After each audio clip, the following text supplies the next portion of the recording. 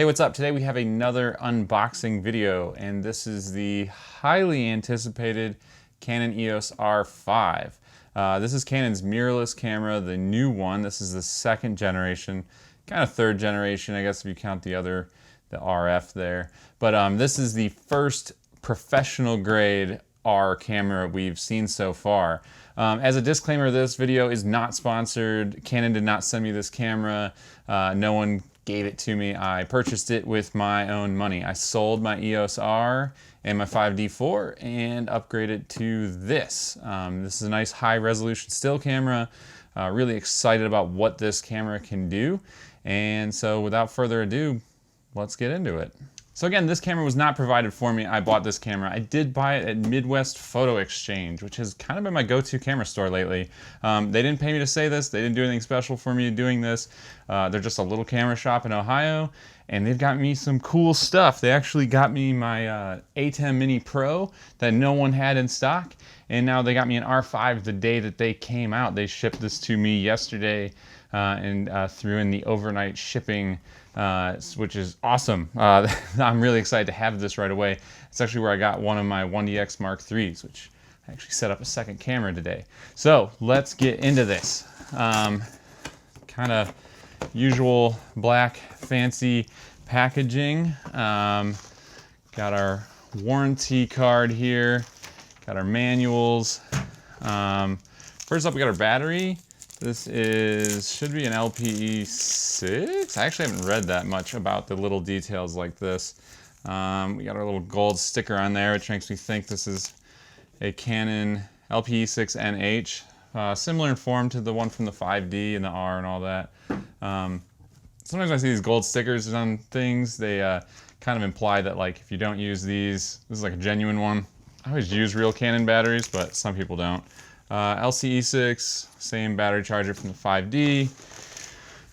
We got USB-C cable, and then got some more plastic. I actually like set up a table. I did the other unboxing before because everybody in the last video was complaining that I didn't have everything out of the way. All right. Last thing in the box here is a strap, so move this all below. Hopefully you guys can see this real nice.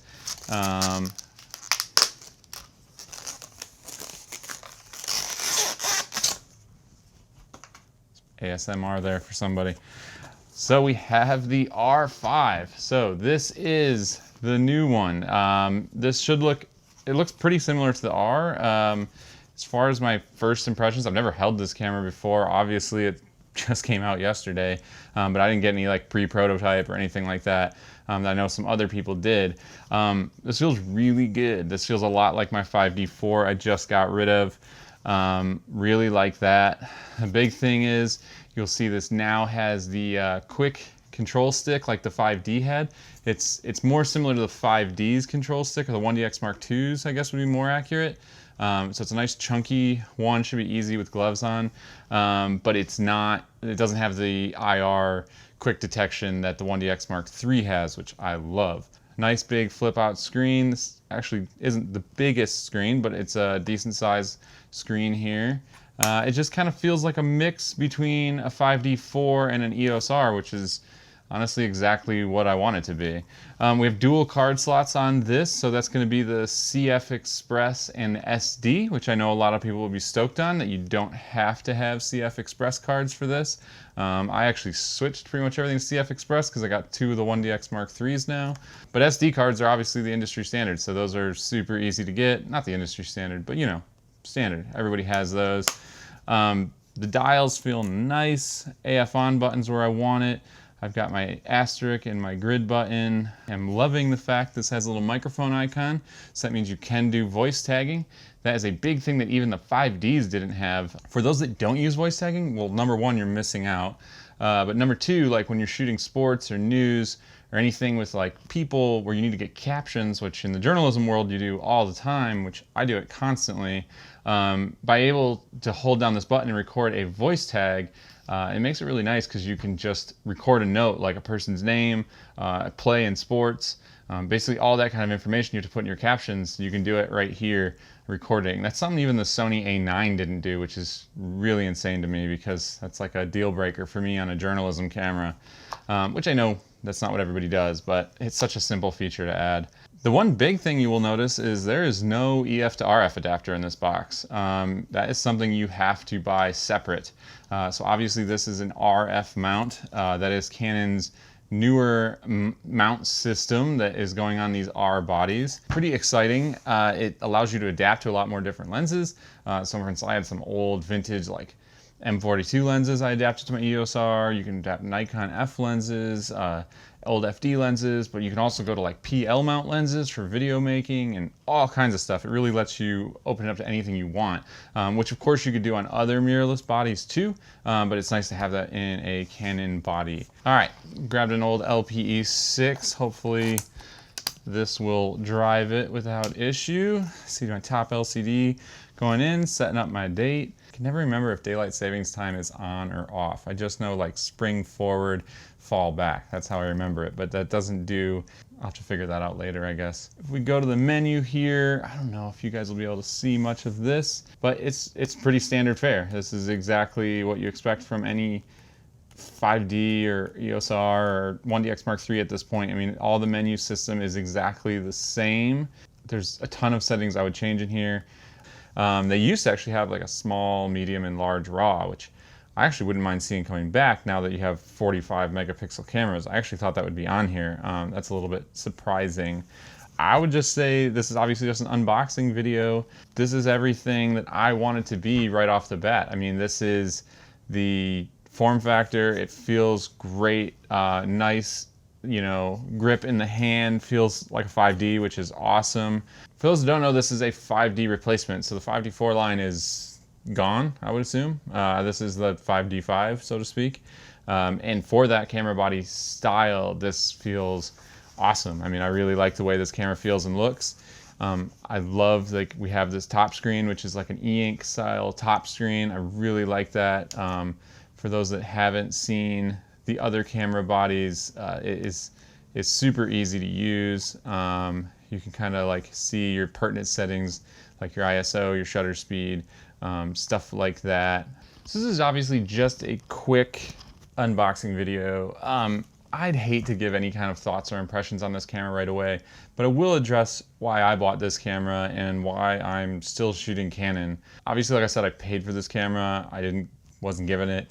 I don't get anything from Canon. I just choose to still shoot with them because I think they make the best products still. I'm a 1DX shooter normally. That's what like my B camera here was. And I love that camera. I've always shot on 1DXs or 1D Mark IVs before the 1DX series. And for what I do covering the NFL and sports like that, it's just, in my opinion, the best option. I get caught in rain, I get caught in snow. If you ever look up the Indianapolis Colts versus Buffalo Bills game, I shot that game and my cameras were totally fine. They continue operating as like 2 feet of snow fell during the game. So that's things I kind of face, and that is why I look to a camera brand like Canon. Their service is also outstanding. I send out cameras for cleanings or repairs. I'll send them out on a Monday morning. I'm usually getting them back on Wednesday morning, worst case scenario, Thursday morning. I use the CPS professional services and they're just amazing. This camera for me, as far as the R5 goes, is a still camera. I am not a video shooter in the sense that I don't need this camera to do video. I have a C200, productions and crews I work with, we will rent FS7s, Reds. I'm probably looking at maybe a C300 Mark III or C500 Mark II in the future, or a Red, I don't know yet. Pandemic kind of changed everything. But the point being, this isn't a video camera for me. So when I hear people concerned about the R5's overheating and things like that, first off, I've talked to people at Canon, I've talked to friends who have had the camera, I talked to a friend who actually got his yesterday, who went and tested it, and if you're shooting 4K or below, or not 4K HQ at the moment, but if you're shooting like regular 4K and below, so 1080p, 4K, all that stuff, there's no overheating issue. These cameras don't overheat. So for me, most of what I would use this camera for is on a really small shoot or YouTube and stuff like this or behind the scenes footage, you know, we're just gonna leave this camera set up and kind of grab some little go-to shots, or maybe on an interview have it set up as a C camera or a B camera or something. But that's when the budget's not there to have a second cinema camera. Like for me, that's how I'm gonna use this camera in video. As far as the 8K goes, I'm stoked that it has it. I mean, if you can do it, do it. Why not? I mean, what's the problem with having it in there? Do I wish they maybe just said like, this is like a burst mode? Well, sure, I wish the wording was different. But basically the understanding is when you turn this camera on, the clock is ticking. This is gonna heat up. And if you're in 4K regular, 1080, none of it matters. Like the timer never matters. But if you wanna shoot 4K 120, 4K HQ, 8K, there is going to be you're kind of building up that heat, and at a certain point the camera won't record those formats anymore. I don't know, that's not an issue for me, honestly. I've got a real camera. I don't see these as video cameras. I never have. They're always like an extra camera. Do I wish that I could shoot that 4K HQ for like an hour straight? I do, if I'm honest. I do wish I could shoot that one format. 4K 24 HQ I would like to have for those longer clips. But the 8K and the 4K 120, I honestly don't care. I mean, like, the overheating is not gonna bug me. And my one friend said he shot an hour of 4K HQ this morning and the cards filled up before the battery or the thing overheated. So, you know, with a grain of salt, maybe it's not as bad in 4K HQ. I don't really know. I'm gonna test that. That's the thing I need to do.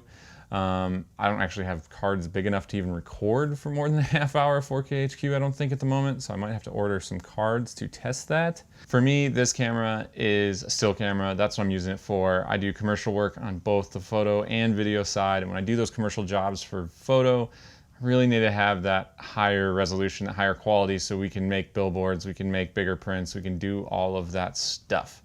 And that's where this camera comes in. I had the EOS R and I loved that camera. It was great. The initial firmware was terrible, I'll be honest. I didn't like it. I've actually bought it right when it came out and I returned it like 2 days later. It's the first camera of any brand, of any kind, I ever returned. And then again this fall when they were on sale around Christmas, I said, well, I'll try it again. And I love that camera. The RF lenses are incredible. I'm a huge fan of the RF lenses. I don't own any at the moment. I'm gonna borrow some from a friend so I can play with them on this camera and eventually buy some. But if you haven't tried the RF lenses and you're thinking about this or the Sony and you're a still photographer, man, like those lenses blow away the EF lenses, like at least the matching ones. So I tried the 50 1.2, the 85 1.2, and the 28 to 70 f2. Those are the three lenses I played with when I had the R. There is nothing like those three lenses. They are so sharp, so clean, so good. It's just amazing. So I am really excited to now try them on a 45 megapixel camera that is going to blow away the EOS R in pretty much every way. But the point being that the EOS R had amazing autofocus. I thought the pictures out of it were beautiful. The files were great. It was like a 5D4 in a mirrorless camera. That's like how I saw it, and it pretty much was. Now this adds newer technology. It's going to add like the full width autofocus. It's going to have 45 megapixels or whatever, which is awesome. That high res is like the big reason I wanted to switch to it. And now I'm going to have more video features, which is always good to have. Like I said, I do video and I use it for that. It's just not my primary camera for video, and I don't really understand people always setting up mirrorless cameras and wanting them to do everything that a Red does or everything that a C300 does or an FS7 does. Like, it just doesn't make sense to me. Like, that's what Blackmagic cameras and stuff like that are for, if you want a dedicated video camera. So for me, this is a still camera that will once in a while get used for video. And it's amazing. I mean, I'm gonna have what, 12 frames per second stills. I got that full silent mode. From what I've heard, the rolling shutter is a lot better in this camera. I haven't tested it myself, of course, as I just opened the box. But I'm really excited to play with this camera and have it integrate into my workflow really, really well. On a bigger picture, there's some of you out there that are like, but I'm an EF guy and now I'm gonna have to go to RF. In my testing with the R, the EF lenses work great on the R. I mean, they're just amazing. That's all there is to it. I shot this with my 200 to 400 I used to have on the R, the 600, the 300 2.8. I put all those big lenses on there, no issue at all. The dual pixel eye tracking autofocus is amazing. With the RF lenses, it's a more efficient system. They're designed for it. And I think those lenses are just going to get better and better, and they're projected closer, so the picture is really, really sharp. There's advantages to going to the RF lenses if you don't own a lot of lenses, mainly like things like that 85 and 51.2 and the 28 to 70 f2, which are just like light years ahead of the EF counterparts. But you don't have to switch to the RF lenses right away at all. I'm not. I mean, I'm not going to do it for a bit. I will probably get the 50. I'll probably get the 28 to 70. And other than that, I'll probably just use EF lenses adapted over for the R5. Those two lenses I would probably use a lot, so that's kind of why I would switch those. And the EF version of like the 50 is kind of notoriously a troublemaker, as is the 85 1.2. I own both of them, but they're kind of both a little bit of troublesome lenses. So having that RF version is going to be really nice. But yeah, if you have questions about this camera, feel free to leave comments below. If you don't already, you can follow me on Instagram at BrettonRealLife, where I'm sure I'll be posting a bunch of stuff about this and pictures from it. I try to post my metadata under my pictures. And again, if you don't know who I am, I'm a nationally published photojournalist that happens to YouTube a little bit on the side. So, and those who are subscribed, I swear to God, I will do a 1DX Mark III review at some point. The short version of that review is I absolutely love it. I have two 1DX Mark IIIs for those that don't know, and it is my favorite still camera I've ever owned. I can't ask really for anything more out of that camera. It just continues to impress me every single day, and it's just a tank. I mean, the 1DX series are like, you could build a deck with those cameras, and that's why I love them. So again, hit that like button, subscribe if you want more content, and go follow me over on Instagram, where I'm a lot more active than YouTube, but I'm always trying to change that. Thanks so much for watching.